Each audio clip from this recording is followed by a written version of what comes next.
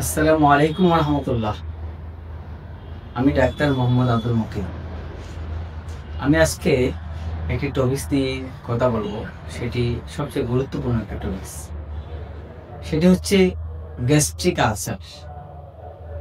আসলে বর্তমান সময়ে কম বয়সী ছেলে মেয়ে থেকে শুরু করে বয়স্ক পুরুষ মহিলা পর্যন্ত প্রত্যেকেই কিন্তু কোনো না কোনোভাবে গ্যাস্ট্রিকের ওষুধ সেবন করে থাকেন। এর পেছনে অনেকগুলো কারণ রয়েছে। কারণ আমাদের প্রত্যেকটা মানুষের একটাই জবাব থাকে যে আমাদের আর করার কিছু নাই। কারণ গ্যাস্ট্রিকের ওষুধ না খাইলে আমাদের তো কোনো সমাধান আসছে না। তো আসলে একেবারে অবহেলা করি আমরা প্রতিনিয়ত গ্যাস্ট্রিকের ওষুধগুলো খেয়ে যাচ্ছি। এই গ্যাস্ট্রিকের দীর্ঘমেয়াদী এলোপ্যাথিক ওষুধ খাওয়ার কারণে মানুষের শারীরিক সক্ষমতা ড্যামেজ হয়ে যাচ্ছে। মেরুদণ্ডের হাড় ক্ষয় হওয়া থেকে শুরু করে ভয়ানক পার্শ্ব প্রতিক্রিয়া সাইড ইফেক্টগুলো দেখা দিচ্ছে। কিডনিতে প্রচুর চাপ পড়ছে। এভাবে করে আমরা দিন দিন স্থায়ীভাবে অসুস্থ হয়ে যাচ্ছি। গ্যাস্ট্রিক আলসারের প্রবলেম দূর করতে গিয়ে আরও জটিল জটিল অসুস্থতার মধ্যে আমরা নিপতিত হচ্ছি। এজন্য আমি অনুরোধ করব, গ্যাস্ট্রিকের ওষুধ সেবন করা থেকে আমাদেরকে বিরত থাকতে হবে। আর গ্যাস্ট্রিকের ওষুধ সেবন করা থেকে বিরত থাকতে হলেই আমাদেরকে লাইফস্টাইল এবং ভেজাল খাবার থেকে নিজেকে নিরাপদ রাখতে হবে। আমরা মুখরোচক খাবার পছন্দ করি, বিশেষ করে ফাস্টফুড, ভাজা পোড়া, প্রসেস ফুড, কেমিক্যালাইজড ফরমালিনযুক্ত খাবার, এগুলো আমাদের গ্যাস্ট্রিক আলসার তৈরিতে ব্যাপক ভূমিকা রাখে।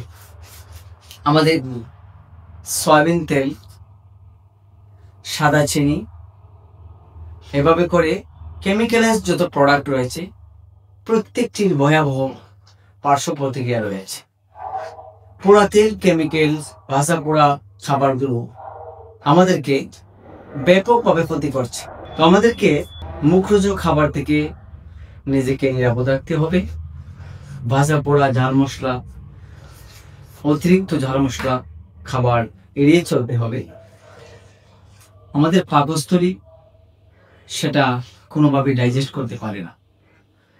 কঠিন ভারী খাবারও আমাদের পাকস্থলী হজম করতে পারে, তবে পোড়া তেল, কেমিক্যালযুক্ত খাবার আমাদের পাকস্থলী হজম করতে পারে না।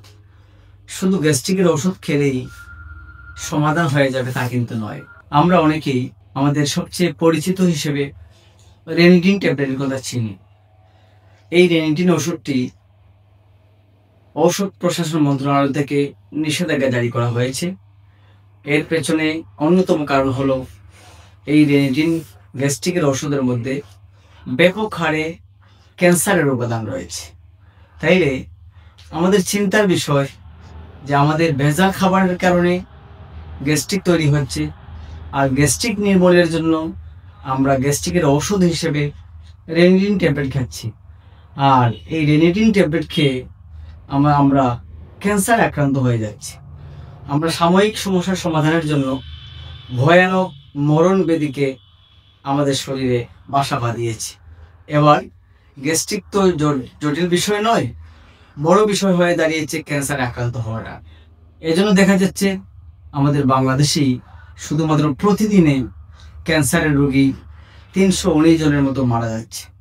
এভাবে করে ক্যান্সারে আক্রান্তের সংখ্যা দিন দিন বেড়েই চলছে। সুতরাং আমাদেরকে সতর্ক হতে হবে। দীর্ঘমেয়াদী গ্যাস্ট্রিকের ওষুধ খাওয়া থেকে নিজেকে নিরাপদ রাখতে হবে। ধন্যবাদ সবাইকে।